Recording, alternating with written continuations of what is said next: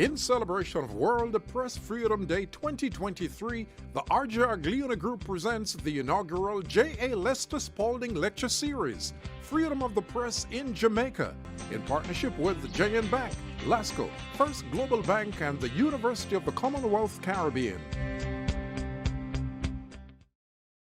Good afternoon, everyone, and welcome to the Lester Spaulding Lecture Series on World Press Freedom Day. I'm Milton Walker.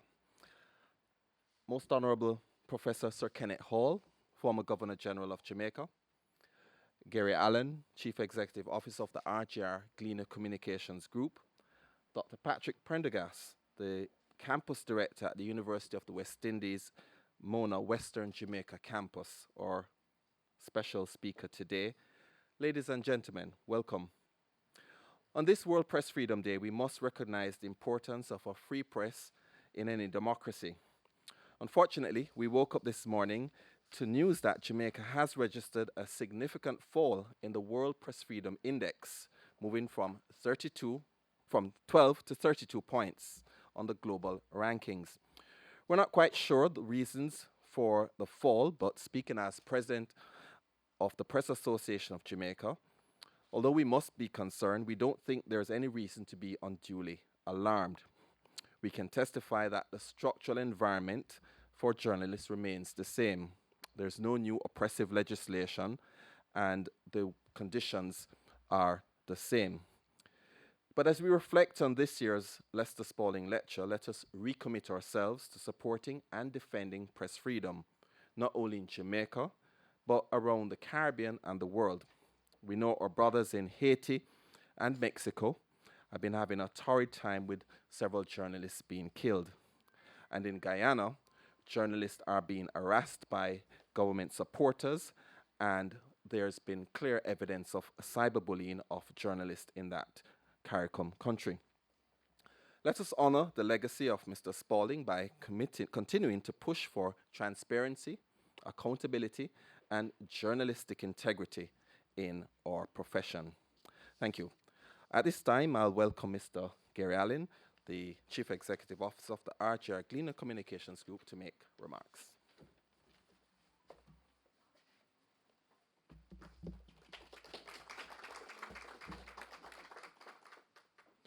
Master of Ceremonies Milton, Most Honorable Professor Sir Kenneth Hall, friend of the RGR Gliona family and friend of our late chairman, J.A. Lester Spaulding, our lecture presenter today, Dr. Patrick Prendergast. I'm hoping that joining us online, or even if not online today live, eventually we will have Mrs. Linda Marie Spaulding, widow of our former chairman, and Honorable Lascelles Chin of LASCO. In the case of Honorable Lascelles Chin, we have talked about doing this for some time, and I am very pleased that we have actually been able to get to the point where we are able to stage this lecture in honor of J.A. Lester Spaulding. Also want to recognize members of the Advertising Agencies Association of Jamaica, members of our board, members of the media fraternity, friends of the media fraternity, friends of the RGR Gliona family, ladies and gentlemen, whether you're in the audience here in Studio 1 at Lyndhurst Road or you are joining us virtually. You're actually in a space and place where we have spent a lot of time with J.A. Lester Spaulding. Studio 1 is a location where a lot happened in the RGR Gliona Communications Group. We used to gather here until COVID came, we used to gather here every first Monday at 3 o'clock in the afternoon, and we would have our staff meeting here, and the key point of our staff meeting was always the address from our managing director and chairman at the time, J.A. Lester Spaulding. And he had much pride in this room. He liked to indicate to those who were visiting that this is one of the first and best radio studios that has been constructed in the Caribbean. 18 inches of wall on the sides and also 18 inches on the roof with the appropriate acoustics so that it is always a place where the audio quality is outstanding. So much so that I believe two former prime ministers have produced music performers in this room. I think Mr. Siaga with Byron Lee and Mr. Patterson with, I think, the Scatolites. So I've heard all of that taking place in this room, and so we welcome you to Studio One and hope that you are feeling at home, because this was a part of LS's home where we spent a lot of time. It has been used for many other things, including pre the days when we had all kinds of graphics to show off on election day. This is where all the results would come in, a bank of telephone operators on one side taking the results from people calling in from outside, a board on this side with all the constituencies with the papers being marked as the voting numbers changed, and LS standing right there in the middle watching everybody to make sure that everything went okay. I'm sure, you see the other guy who is standing next to him, right? And that's LS.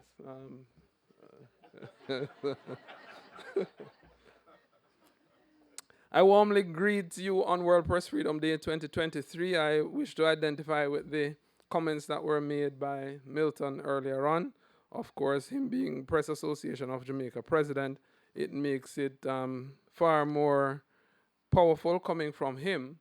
But I wish to note the fact that we are in an industry of perpetual change, and that change is one that requires us to maintain our core principles, the core principles of journalism and the core principles of ensuring a free media at all times.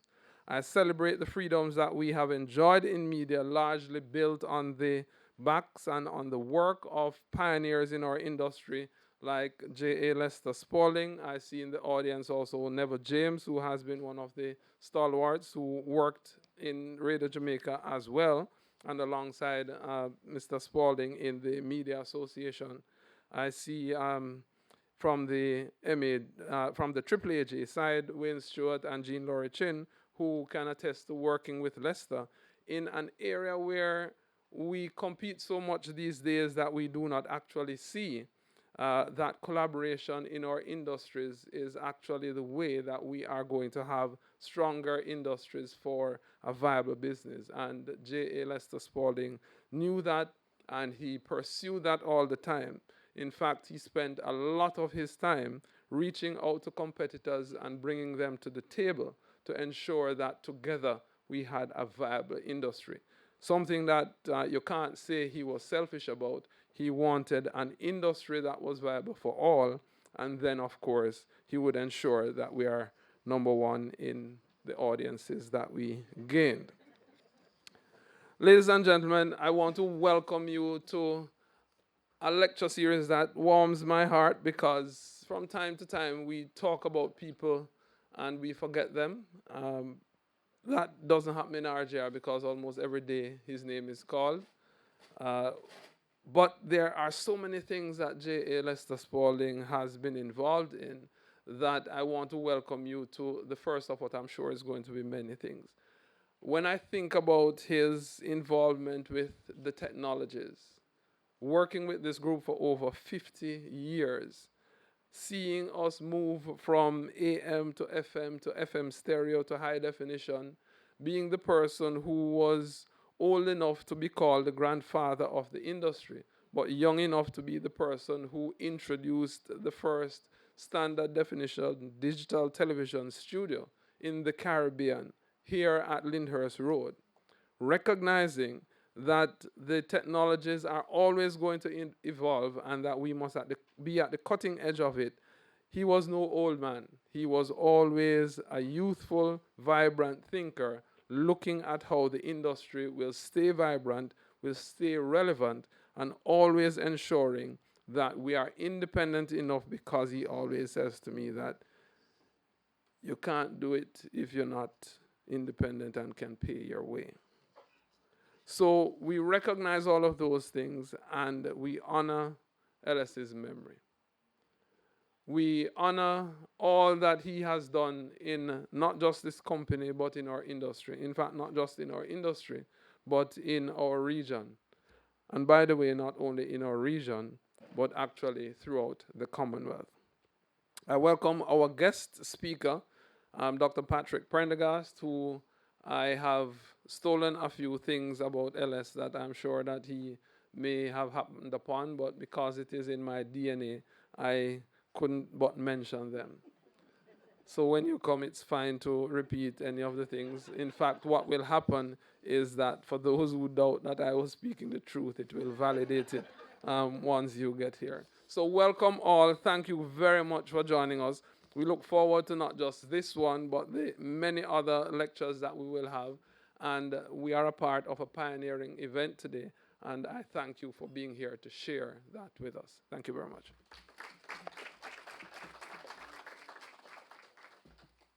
Right, thank you, Mr. Allen. At this time, we will have remarks from the former Governor General of Jamaica, Most Honorable Professor Sir Kenneth Hall. Sir Kenneth?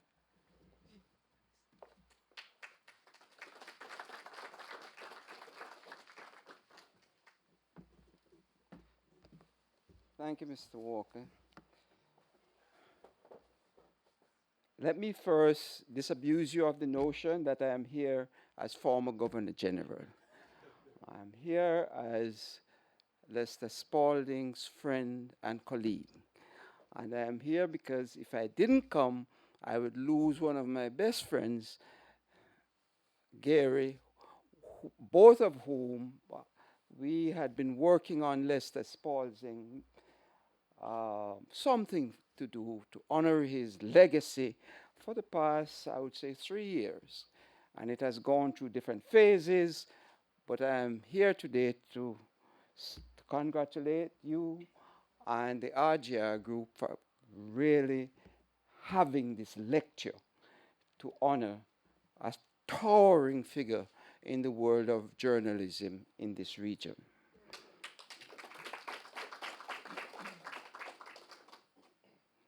Of course, I had no association with his journalistic side.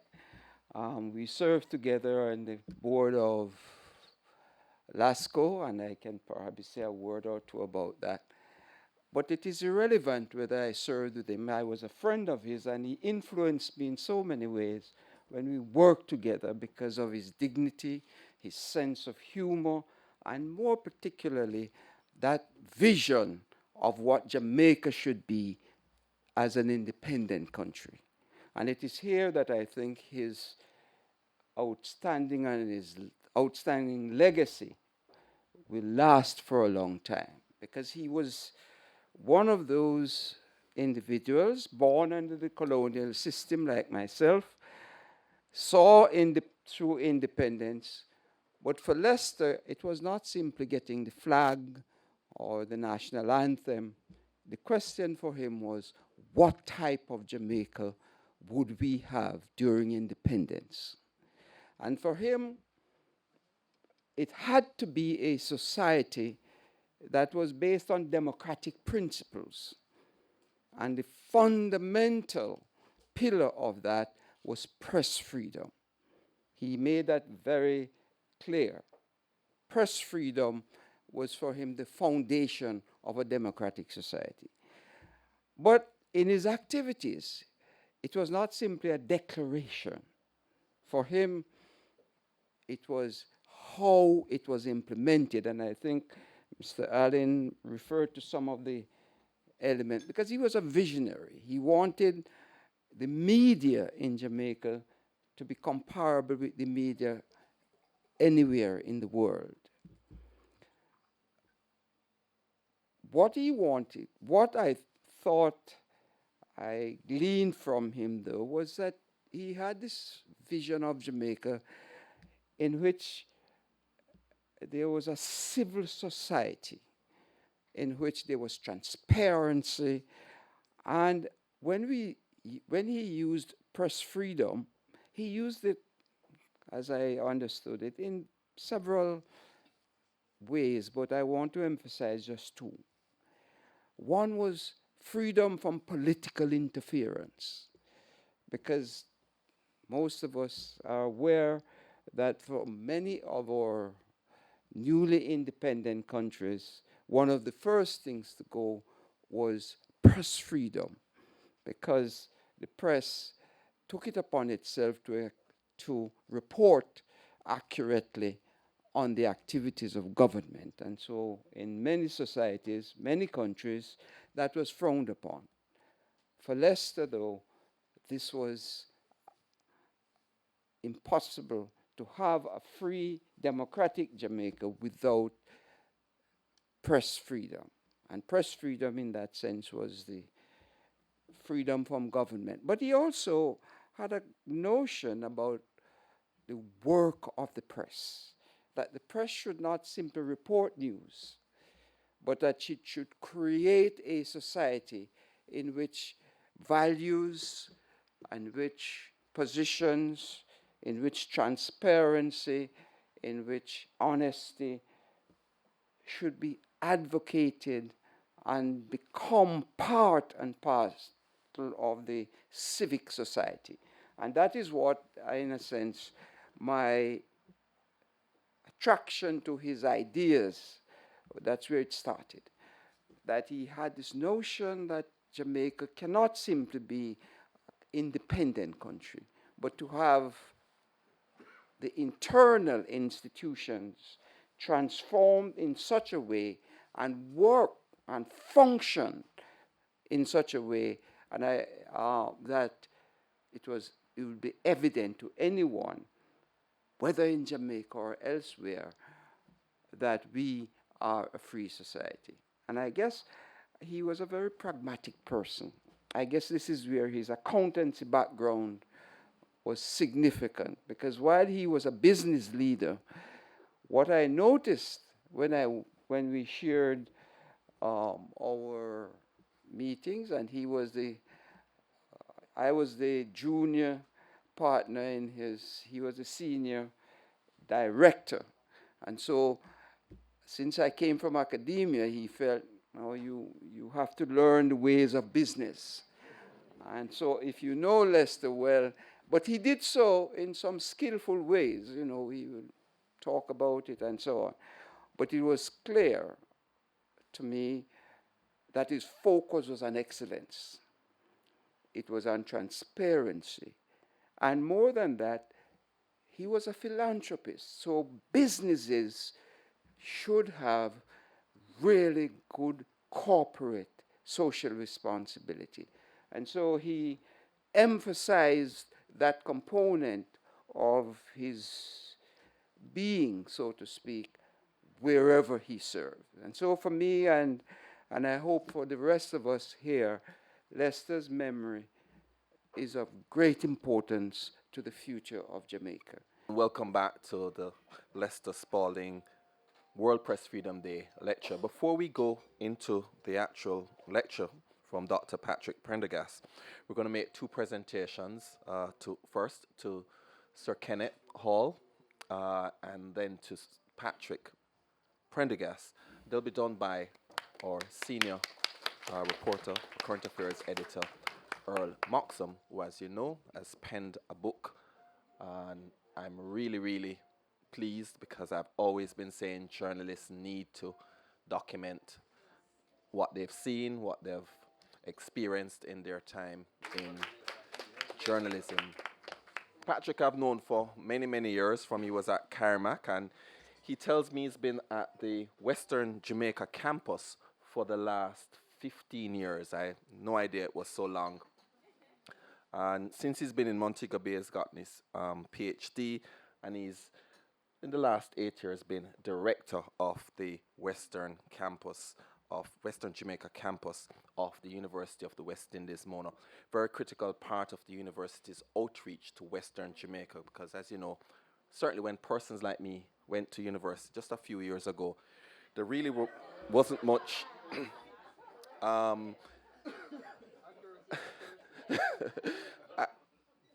activity in Western Jamaica, and the persons who were from Montego Bay, Westmoreland, Hanover, and Trelawney, and so on, had to come into Kingston now with the Western campus pioneered by the University of the West Indies and also the other universities, Northern Caribbean and UTEC. They've all got Western campuses now. But he's going to speak to us today about press freedom and the importance to our society, to our democracy. And I welcome Patrick Prendergast.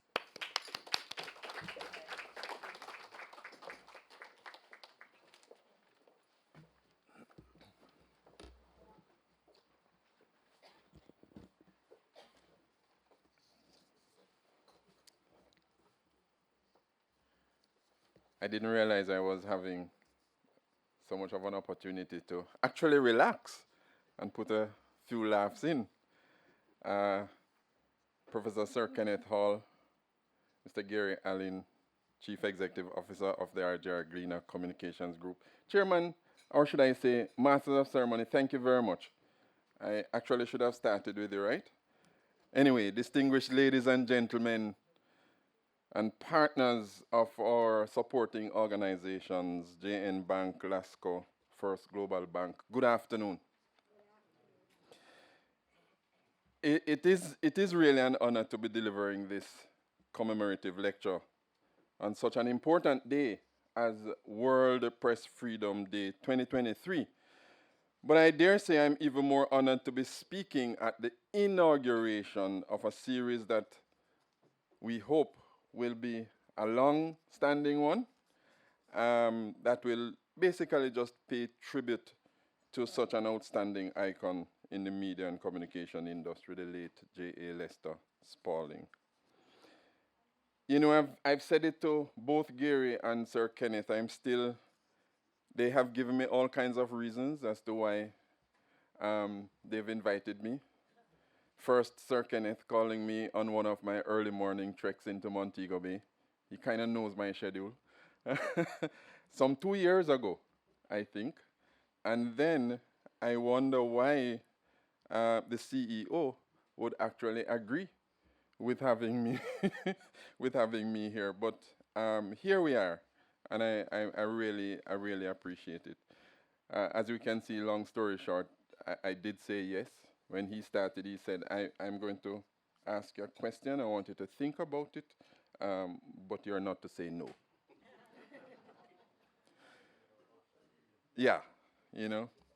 So it is really with humility that I express some level of gratitude to both of you gentlemen, Sir Kenneth and Gary, and the committee responsible for staging and hosting this lecture.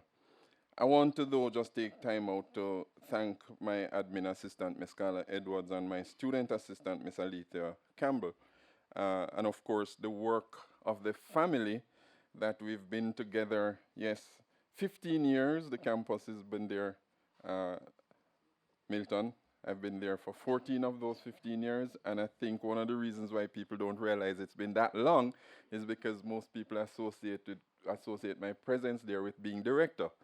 And I was just telling them that this is the first time that at the start of May, for 8 years, that I have not been sitting at my desk. So I'm happy, really happy to be here.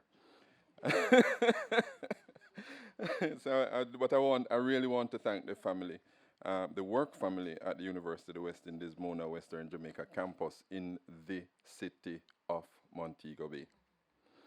To my friends and colleagues in academia and in the industry, especially to those of you in that small group called the Triawi. The Triawi. Thank you all for your constant support. And yes, I may soon yield to that continuous bugging to have me return to direct communication in the classroom with the students.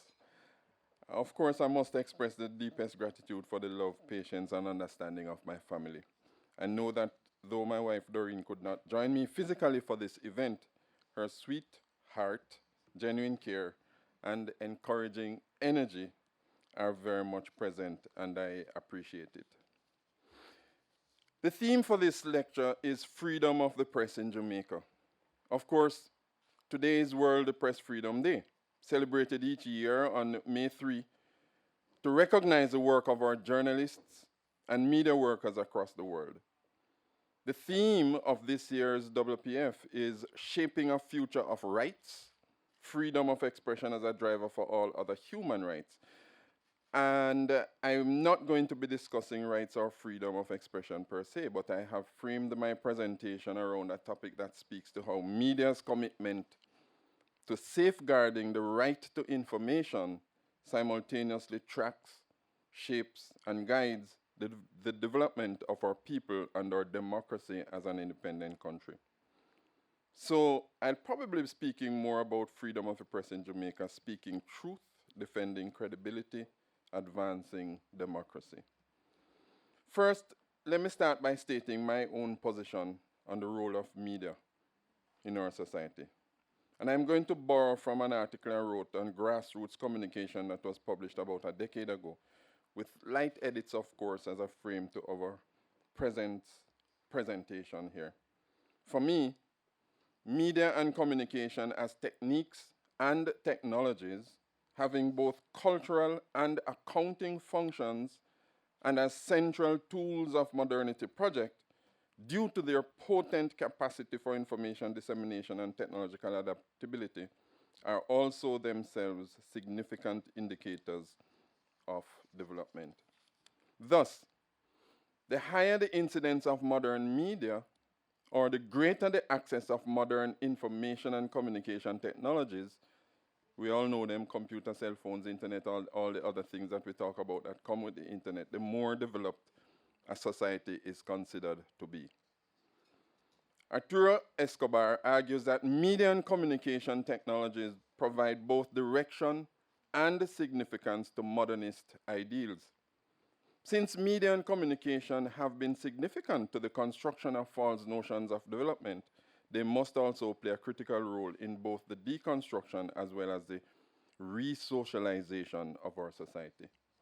We must always look beyond the obvious distinctions between print, broadcast, and film to other distinctions such as between media as business and media for development in seeking to better understand and appreciate not only the role of media and communication in the democratic evolution of our society, but also their function as simultaneously giving voice and being a catalyst for social action, active for the good of the nation.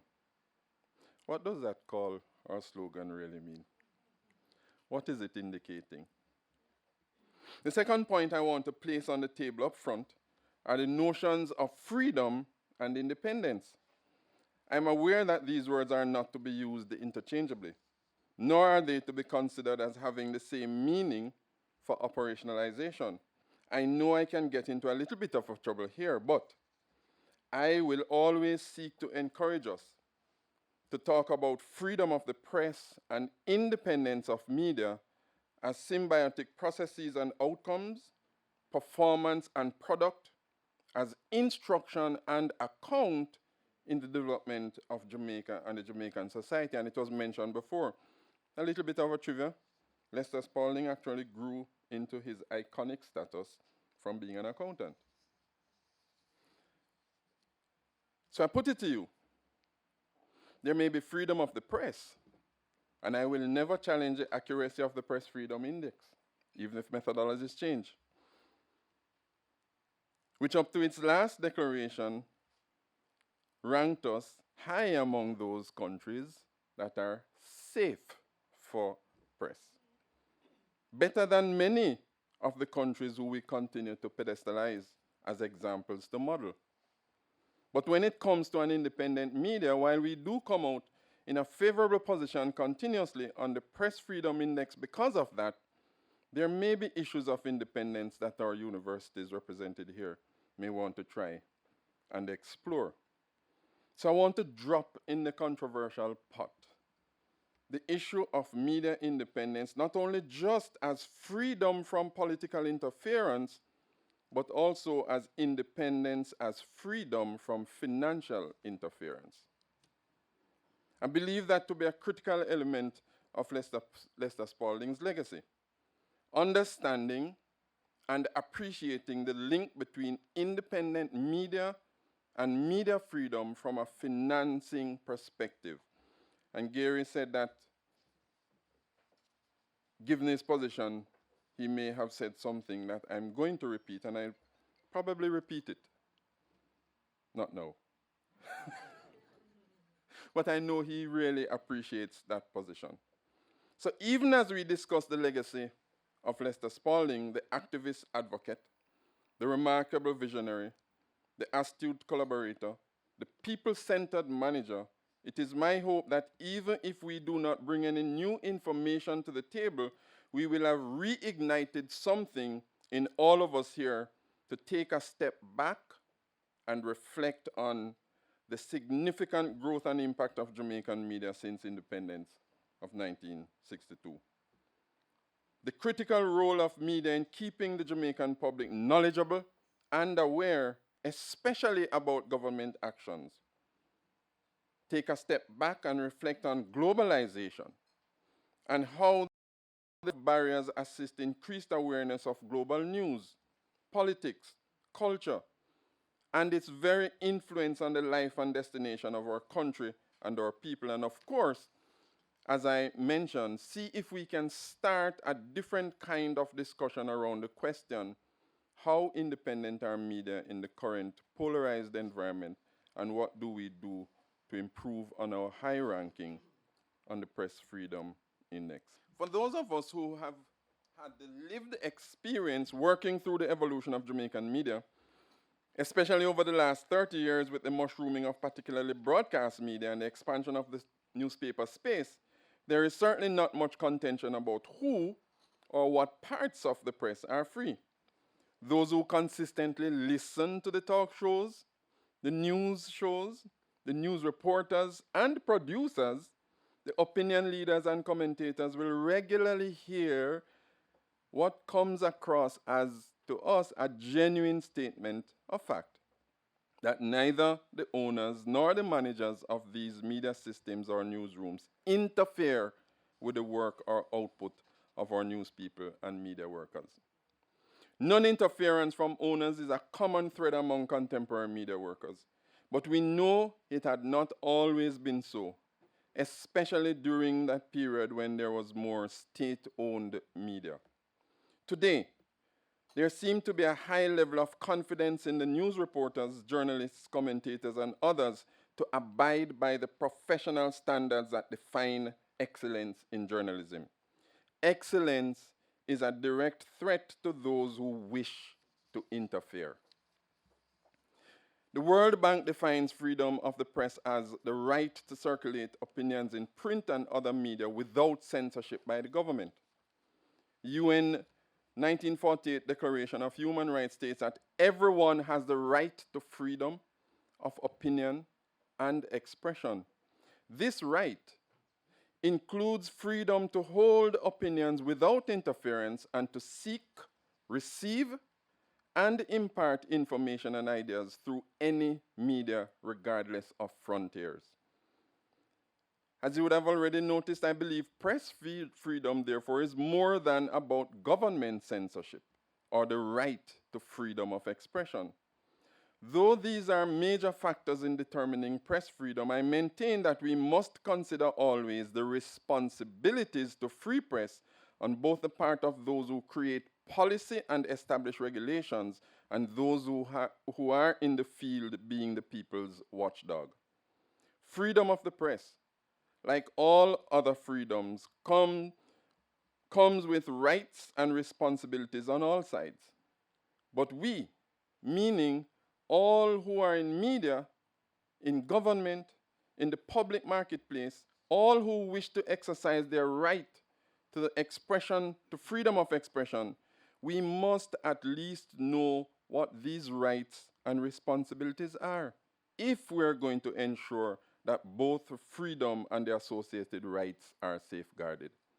We can't just be okay with picking at something only when we feel aggrieved, injured, or, as I would say, rubbed the wrong way. According to the UNESCO, the World Press Freedom Index calculates the degree of freedom available to journalists, and we know about 180 countries, by pooling the responses of experts to questionnaires devised by Reporters Without Borders, targeted to media professionals, lawyers, and sociologists. The qualitative analysis is combined with quantitative data on abuses and acts of violence against journalists during the period evaluated. The criteria considered in the questionnaire are pluralism, we can tick Jamaica, media independence, we can tick Jamaica, media environment and self-censorship, we can tick Jamaica, right? Legislative framework, transparency, I say tick Jamaica. And the quality of the infrastructure that supports the production of news and information. That's why I say that, even if there are changes in the methodology, we still need to spend some time to look to see what the ranking is actually saying. Generally, then, it is in the nuances of these criteria that we find the weak spots. And so media must remain vigilant in keeping those freedoms from quietly eroding or being quietly erased. For example, we ought to be more strident in ensuring that the quality of the supportive infrastructure include levels of training and education and specific standards for enlisting as a media professional. There ought to be established conditions to be regularly met for remaining a media professional. As a country, we have heard it. We consistently rank for some time in the top 10, even if it's the bottom half of the 10. Last year, we dropped out of it, and we were in the top 20, closer to the top 10, 12. This year, we have dropped 20 places to 32. So we need to take a pause and ask, what is happening? It is particularly concerning, especially when we consider the humongous drop in the legislative index. So I say to us, look at the report, disaggregate, look at the indices, and see where we may be something there to follow through. According to Christophe Delors, I hope I have the name right, Secretary General of the Reporters Without Borders, thanks Milton, the World Press Freedom Index shows enormous volatility in situations with major rises and falls and unprecedented changes, such as Brazil's 18-place rise and Senegal's 31-place fall. This instability is a result of increased aggressiveness on the part of the authorities in many countries and growing animosity towards journalists on social media and in the physical world. The volatility is also the consequence of growth in the fake content industry. Fake content industry, which produces and distributes disinformation and provides the tools for manufacturing it. So Jamaica's ranking needs deeper analysis and cannot be just passed in simple statements that the environment for journalism is bad in 7 out of 10 countries and satisfactory in only 3 out of 10. That's coming straight out of the report that came out today. So it is interesting that the theme for World Press Freedom Day 2023 speaks to shaping a future of rights. My question is, are we prepared to be a rights-based media? And we can have a long conversation about that. But it raises questions, if not a dilemma, around both the regularly spoken of and rarely spoken of rights, not just for the public, but also for the journalists and reporters. For example, we do not talk a lot these days about the rights of journalists and media organizations not to reveal their sources, to launch sting operations, and to be free from government interference. Because we're probably just comfortable knowing that we're free press. But there's a lot of talk about media not doing investigative journalism at the same time. Paradoxically, when some serious investigative work is done, people get agitated, especially as it should be in high places, in the rooms and halls of power. We need to find out who are the sources, we are told. Let that one sink in a little.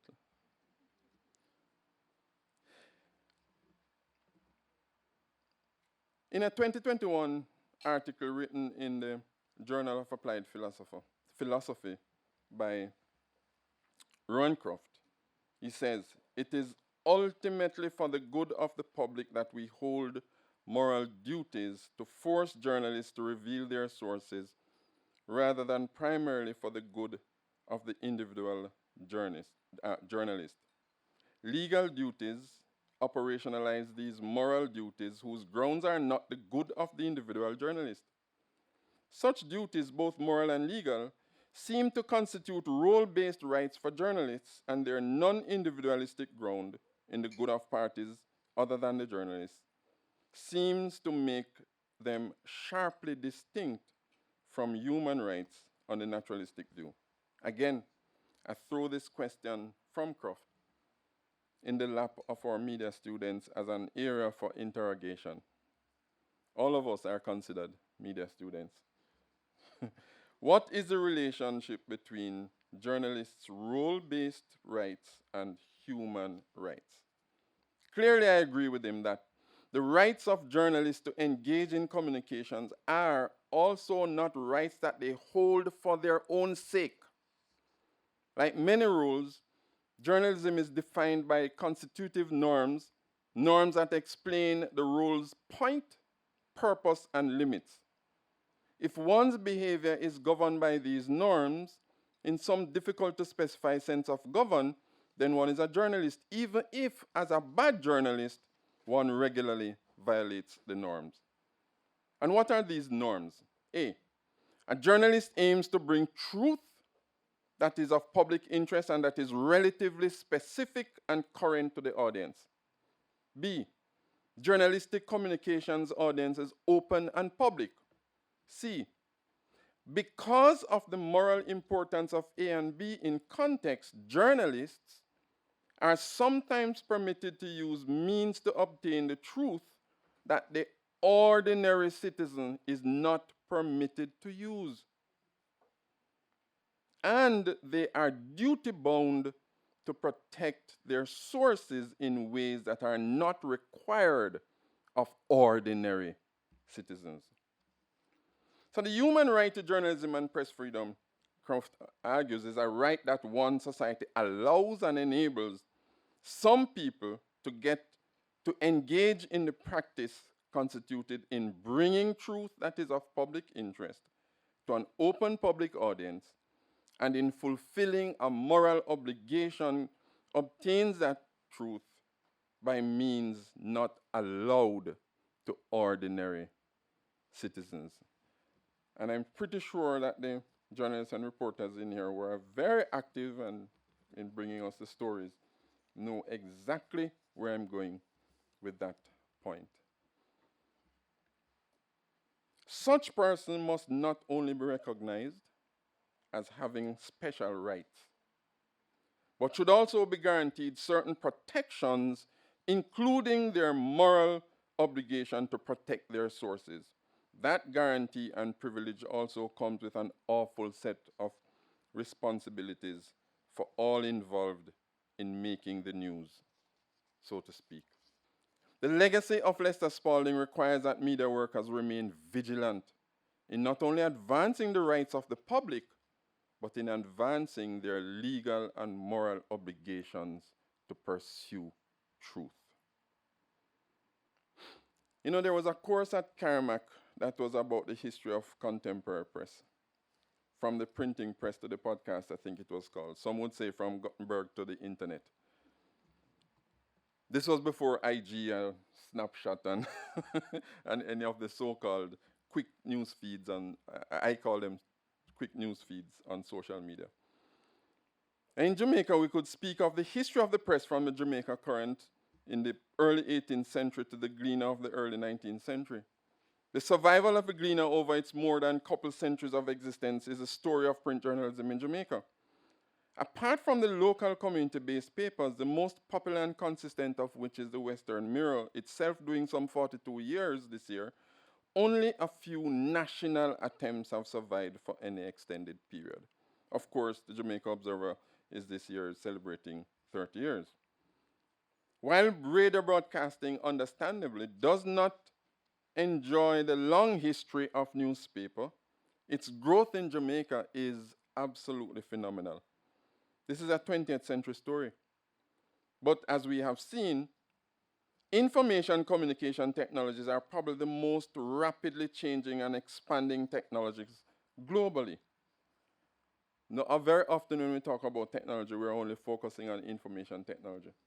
So I complain a lot that, even the technology called motor car, we don't change the speed limits on the road, even though the technology has vastly improved. But that's where when we have a mindset about technology, computer-based and so on. From John Greenham's ham radio and the call sign VP5PZ, public broadcasting began in the late 1939.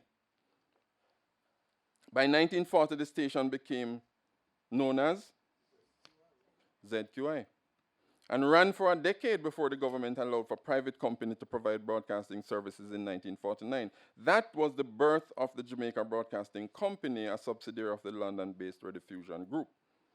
In 1950, ZQI was taken over by the JBC and commercial broadcasting began under the call sign Radio Jamaica and Rediffusion Network, RJRIC Cometh. And so too did the community gathering posts for listening to broadcast. Most of us don't talk about those. The community gathering posts for listening to broadcast. I mention this because community gatherings have always been a concrete manifestation of the transforming ICTs in our country, but they were also an integral part of the information and education of the Jamaican people and society. Commercial radio and public service radio, though, would always be in contention. And as I have argued in my work in community media, genuine public service media cannot survive without subsidies in the same way commercial radio cannot survive without advertising. No matter the technology, it costs.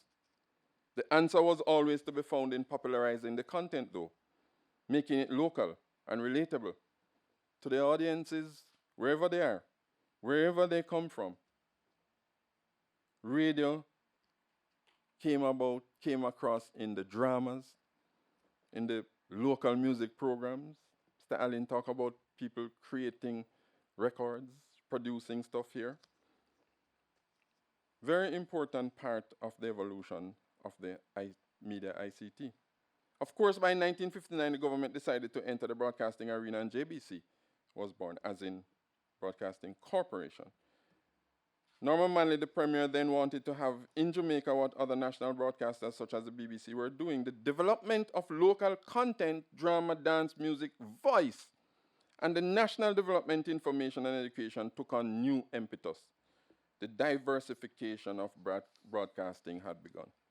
The growth of media platforms available also expanded with the introduction of television. 1 year after we became independent, the story of independent Jamaica would also be the story of independent media. The shift from foreign ownership and content to local ownership and content, and of course, the growing debates and tension between the role of private, commercialized, and public development radio, the role of journalists, reporters, and media workers in serving private interests or shaping the nation. That was ongoing. All of this push and pull between the state, private, and public imperatives was always layered on top of the transforming technologies and how these new technologies could be used in transforming our people, politically, socially, and culturally. The informational and educational value, what I keep referring to as the instructional and directional value of media, was always of primary concern. So it was in the early development of media, so it remained over the centuries, and particularly over the decades of our independence. So it is today. The ease of access to the new technologies that aid not only the generation of news, but also places its dissemination into the hands of too many ordinary folks is a problem. I said it. Many of these new media content creators, influencers, information generators themselves have no care about the tenets of journalism, ethics, legality, the elements of news, proximity, responsibility, credibility, the importance of context, the agenda-setting functions of news media. Most of those who are generating new information and unleashing it on the world in the moment, IRT they call it, IG style, are merely feeding into the instant gratification that drives human reality and anxieties. And here for those of us who are in the professional space, even those professional journalists and newsrooms that lift the stories from this base in the name of expediency, first fast, fact check later, in the cause of popularity, and defending the people's right to information, are not themselves anymore really caring about the developmental role of media, of news, of the press. I said it again. So I want to locate this very brief part of my discussion on the modern incarnation of citizen journalism, because that's what we call it. It's getting to be something else, but we'll come with another definition. You know, Dr. Corinne Barnes, my colleague at the Caribbean School of Communication at UWI, University of the West Indies, she actually did an article called Citizen Journalism versus Traditional Journalism, but was pointing to how we could collaborate, right? And she writes, the idea behind citizen journalism is that people without professional or formal training in journalism have an opportunity to use the tools of modern technology and the almost limitless reach of the internet in order to create content that would not otherwise be revealed, as this form of journalism goes far beyond the reach of traditional journalism. Citizen journalism, she continues, or as they call it, participatory journalism, as it is, and we're going to have another name for it soon, is the act of a citizen or group of citizens involved in the process of collecting, reporting, analyzing, and disseminating news and other forms of information. I will deal with 2 points of interest at this time. The first is that this very much sounds like just basically the evolution of journalism, full stop. New technologies and ease of access to such are forever behind the changing ways in which people present or represent the news and major issues affecting our society. Put another way, the transformation of our communities, our country, our world is in direct relation to the evolution of information communication technologies and who and how they're accessed and used. And the easier it is for the technologies to be in the hands of who we consider regular people, ordinary people, the more they're going to be used to present themselves and to represent their communities unfiltered by established standards. Community or citizen or participatory people journalism will never go away, and thankfully so, because it is a fundamental part of what makes for freedom of the press. But we must be ever mindful of the point, the purpose, and the limits of the constitutive norms that provide protections for that freedom. The second point of interest here for me is that though we have brought some focus to citizen journalism in the context of increased use of internet platforms to generate news, such as we are seeing with Twitter, for example, it still very much matters that our news sources remain credible, objective, fact-based generators of news and information. In other words, while people may be happy for the breaking news phenom, journalistic integrity still matters. And that is why I say this It is unfortunate that even though newsrooms in the region continue to punch more on the right side of fairness and accuracy, there is still a very strong perception that we are not doing enough investigative work in the media. As I said before, investigative here means we're still not getting to the real story. That's what they usually mean. Because no matter how much investigative and how much you dig, they still say, you're going to give you the truth of the matter. It is unfortunate that we still feel that way, because over the last 60 years, we have seen the evidence that as a Caribbean region, and certainly in Jamaica, there are more people available with the requisite skill set to do serious investigative work. Increased training institutions preparing people for professional practice, and growing intolerance for fake media. People love the immediacy of it, but they don't like what we call it earlier, the fake news factories. The evidence is clear that there are people trained and educated at varying levels and in varying related fields to get the news right. I remember when I first sat in one of my diploma classes at Carmack, Gary Allen's name was one of them that our professors at the time would mention. Cliff Hughes. We have the likes of Canute James, who worked with the Financial Times before returning to teach at Carmack, and has some of the most fascinating stories of the depth at which one had to go to bury themselves to get the truth. The likes of Earl Moxham, whose Vantage Point Jamaica should be a must-read for all journalism students. And the likes of a Dion Jackson Miller, whose commitment to journalism and being a journalist is just simply phenomenal. Now, everybody knows me, know that I always tell them I couldn't work in news. And that's the reason why. It may seem contradictory in a speech like this. And about free media, why I wouldn't work in news. But I could not work in news because I'm the one who will always be looking for the other side. No matter how many sides have been already uncovered, I still believe there is another perspective yet to be tackled.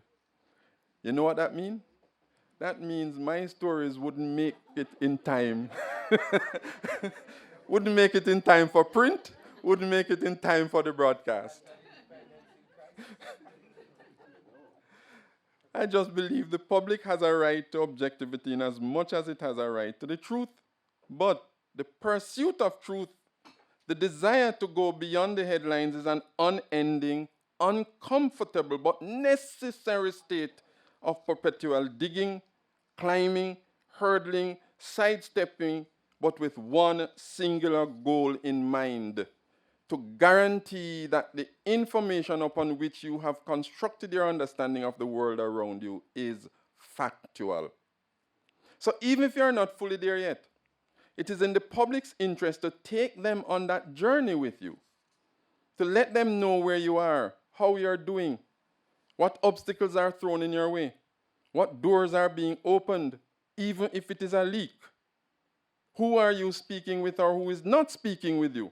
Why you're doing what is being done, and why you still need to go even deeper, even farther with a story. The journey must remain grounded in the facts always. Even if it is a misstep, declare it. And when it comes to declaring, I dare say journalists must be prepared to declare their biases if in fact you are committed to journaling the truth. Forgive me, but I have to say this as well. DJ Miller represents all of that for me. In that representation stands a symbol of commitment to journalistic integrity. And integrity speaks to a kind of disdain for favors and bribes. Integrity speaks to a kind of courage that keeps you going to places where the ordinary would not go. Integrity speaks to being objective in holding the powerful to account. The ability to raise the issues, speak truth to power, however that power is defined and wherever that power resides, and to make it understandable by the common folk as well as the kings, is empowering not just for those who have been voiceless, but also for those whose dominant voice is also tempered by that ability. Not hardened or muted, but adjusted closer to the truth, aligned closer to the voice of the people. And we know what they say about the voice of the people. Echoing closer to principles of fairness and justice. As Barnes asserts in the referenced article, issues of objectivity, balance, and fairness are of fundamental importance to traditional journalism. They are also of fundamental importance to freedom of the press. So I know that this is not about any single individual journalist, so I say, but I really needed to give shout out to those whose names I have mentioned. But I'm also confident that J.A. Lester Spaulding would not have been disappointed in my saying that these journalists' punch is unparalleled, and that it is in these kinds of stories and recognition on a day like today that his legacy of media as a tool for development of society is carried on. His legacy of media as defending the rights of the people is enriched. His legacy of excellence in media are elevated. My early developmental years would have been lived through radio and newspaper. These are basically the medium of the day, yeah? Reading was critical then. The ability to read aloud and with understanding, so that those in the community who could not read could also hear what was written in the news. That was a big thing. Gathering around a radio set for the news, and just as importantly, for the stories, was normal. The debates that follow, even among those who were not as literate as we would want them to be, were amazing in their validation of how having voice mattered, and therefore how truth and facts mattered to public understanding and public discourse around critical developmental issues, issues of politics, social and economic policies, cultural identity issues. The new independent Jamaica meant something to our people, especially those who would have come through the riots of the 30s, adult suffrage in the 40s, representative politics in the 50s, the attempts at federation as a region, and the subsequent lowering of the British flag and hoisting of local flags, including Jamaica's black, green, and gold in the early 60s. For those who could not be physically present in any particular moment of history in the making, it was the radio and the intelligence and brilliant imaginations of the broadcaster who made it real. And even for those watching in black and white television, even them, for them to have that sense of color in the pageantry and the celebration of being nation. The political and cultural shifts taking place in Jamaica and across the Caribbean were fashioned and burned in the minds of our people through a growing and evolving mediascape. So I will pause to just drop two thoughts in the potentially controversial pot here, if I haven't dropped two already. One, as a country, our leaders must be careful not to let the fear of a ghost from the federal past overcome the current discourse, the conversation that needs to take place around our constitutional reform, and the extent and levels at which the people participate in that process. I urge you all to just let the federalist monkey off your back and engage with the people this time. The second thing I will drop in the pot at this time. There is no evidence, from my perspective that is, that either the media and communication systems of the state or private enterprise have really failed us. We need to do some work though. Mediated communication in our country has always been of the highest sophistication and is yet to be a disaster or disservice to the development of this country. Yes, there have been times when our partisanship would have us see or hear things that are not of our ideological, philosophical, or political liking. But it was always in those times of great contestation that media was supreme in helping its people to appreciate the value of logical reasoning and debate. The importance of public discourse in developing trust in those who seek to convince us that their way is the appropriate way in which our humanity could negotiate life. And importantly, the significance of emotional intelligence in developing tolerance, patience, and understanding of the human condition and how we may agitate for change. Communication for me is a process by which all societies develop meaning, understanding, identity, and agency, and we must never attempt to discredit the process nor perpetuate the idea that it is sufficient to simply disseminate information and let it diffuse among people. Leaders, political, religious, corporate, civil society, who believe in transformation and empowerment must never be afraid to engage. So I won't talk much about my time in production and what, I tell the story all the time that when I was asked to do Lime Tree Lane, for example, I said yes. But I was only doing it for political reason. Usually when you use the word political in Jamaica, they think some party thing, right? What was that political reason? It was more cultural, it was about identity. I did it because it was an opportunity for us to see ourselves on television.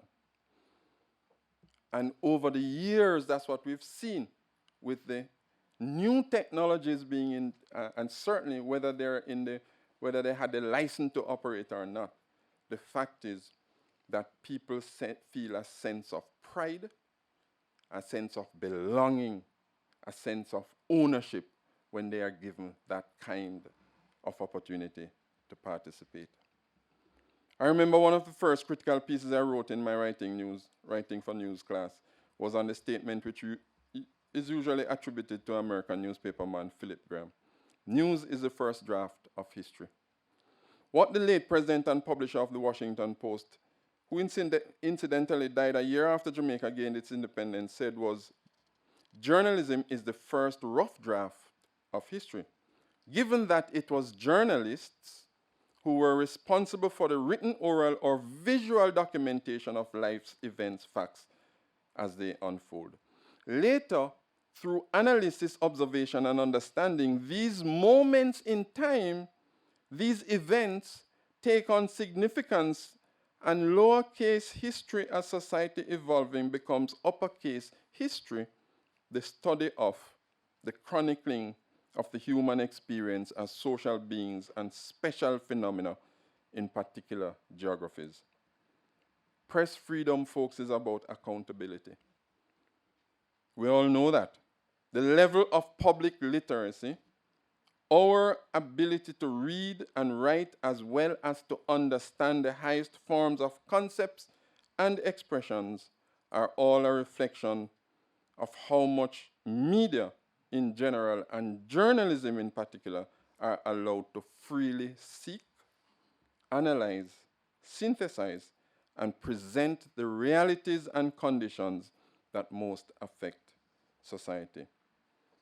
The pace, nature, and success of our development agenda has direct relation to the pace, nature, and success of our news media. The sophistication of our reporters and journalists best thrives in an environment where objectivity is revered, where there is no fear in seeking, finding and announcing truth, where partisanship, be that political, cultural, or corporate, all forms of partisanship are condemned, shunned, and abhorred. These are values that made Lester Spaulding the giant he was.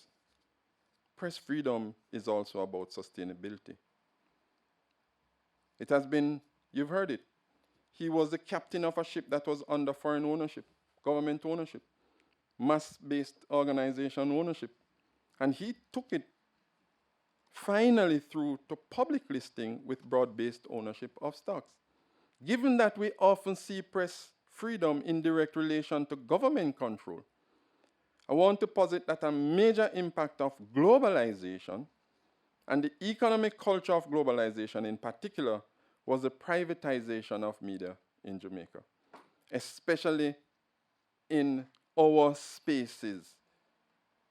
That was a huge step in the development of our independent media. That is why the way this has happened in Jamaica was not without its challenges, we know. And sometimes we behave as though everything must happen without a hitch. But credit to the governments of the day, they were responsible for transitioning its state media systems to independent media systems. I was there when the final round of the transition to private, not in the room, of course, but involved in media. It wasn't that big. When the final rounds of the transition to private hands was taking place in the 90s. And I can relate to when RJR took over the main JBC broadcast systems.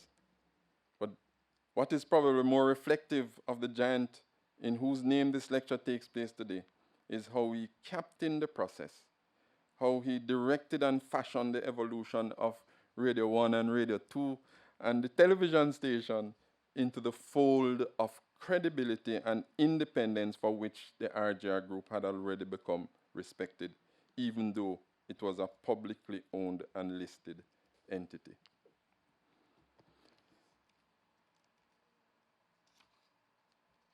A practice for moving paper seemed to fall off, right? Press freedom also demands that, as Spaulding's legacy so clearly underscores, you must, as critical leaders in the shaping of a nation, remain consistent to credibility, and you must be unwavering in your commitment to independence in journalistic endeavor. It is also critical for us to appreciate that press freedom demands of us what the legacy of Spaulding echoes: independence in your management of the media and communication system. That is why I will repeat what Gary Allen said. Spaulding held a consistent position that you can only be an independent and successful media business if we can pay our own way. We must therefore be viable and profitable. Spaulding, he says, always pushed, therefore, for all managers to understand the business and manage it as a business that specializes in independent and credible news. The inextricable symbiosis between independence and credibility in media. When you have played such a significant role in ensuring that Jamaicans, the people, not only take control of their own resources, but develop the capacity to manage those resources in such a way that they remain sustainable, independent, and central to people's development, it speaks volume to the measure of the man.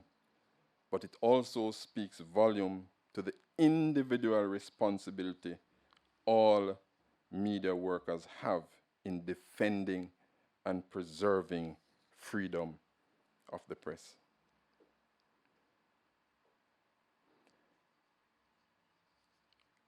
Press freedom is about innovation.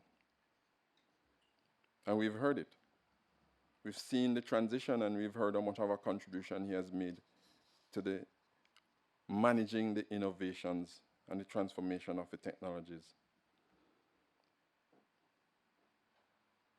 And this is why I will pause to say it's very important for us to support the training and education that is taking place at the UE, at UTech, at NCU, at UCC, because these are the future. It is on the shoulders of great people like Lester Spaulding upon which they will stand and defend our country's reputation as a free press. I close with 3 final calls. 1. Newsrooms, media production studios, journalists, and producers must remain vigilant. Do not, for example, ignore a government's public call for an investigation into leaks to the media we know happens all over the world. Your right to protect your source could be at risk. Your advocacy and activism for reviewing and updating the Access to Information and Defamation Acts could be compromised. 2. In as much as things are okay in the Jamaican space, please do not be afraid to stand with the international community in condemning the killing of journalists and media workers around the world. So today I stand with the UNESCO Director General, Audrey Azoulay, in her condemnation of the killing of journalist Rico Jean in the town of Saint-Marc in Haiti on April 25, just 1 week ago. You know, in the community media world, we are very familiar with the Haitian situation. As soon as you burn a radio station to the ground, another one rises. But we have to stand and support our brothers and sisters in the field, regardless of what level they are. Finally, I encourage all of us, if you have not yet done so, to take a critical look at Roy Wood Jr.'s presentation at the recently held White House Correspondents' Dinner.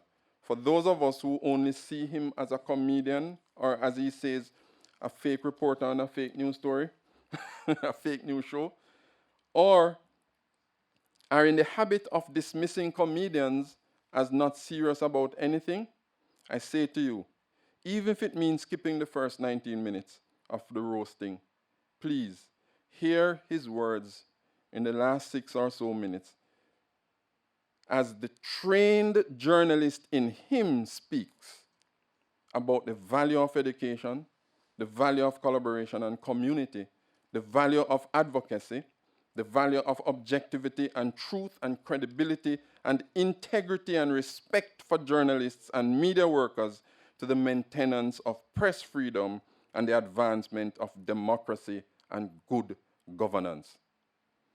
And on that point of advancing democracy and good governance, I turn to a statement from the 2021 Media Law Handbook for South Africa, which acknowledges that the role of media as advocate for democracy and good governance is controversial because it envisages the press as both advocate and impartial reporter.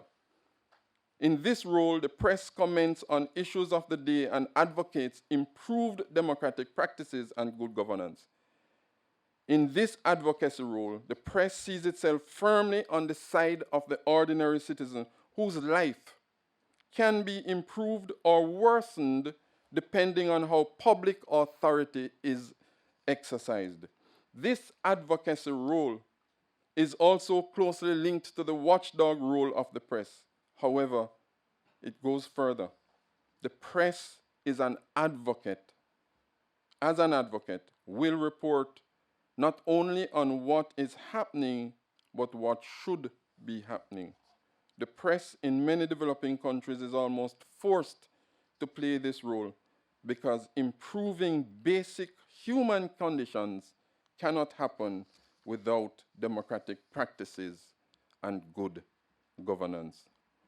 A some seat, a some gate.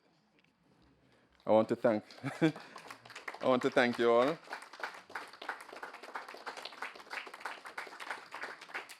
Thank you really very much, all the organizers, for allowing me this platform to salute the memory of Lester Spaulding.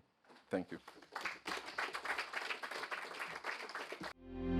In celebration of World Press Freedom Day 2023, the RJR Gliuna Group presents the inaugural J.A. Lester Spaulding Lecture Series, Freedom of the Press in Jamaica, in partnership with J.N. Bank, LASCO, First Global Bank, and the University of the Commonwealth Caribbean.